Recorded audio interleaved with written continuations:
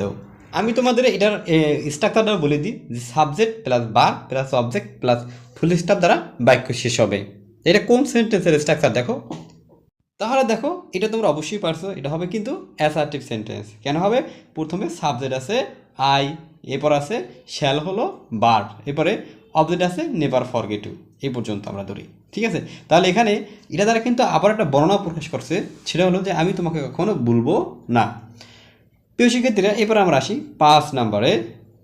5 নম্বরে আছে what a fall I am, অর্থাৎ এটার অর্থ হবে আমি কত বোকা।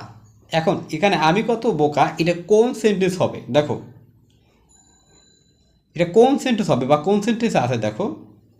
আমি তোমাদের আরেকটু সহজ সহজ করে দিই, সেটা হলো প্রথমে হোয়াট অথবা হাউ প্লাস এ অথবা an plus adjective plus subject plus বার প্লাস এক্সক্লেমেটরি চিহ্ন।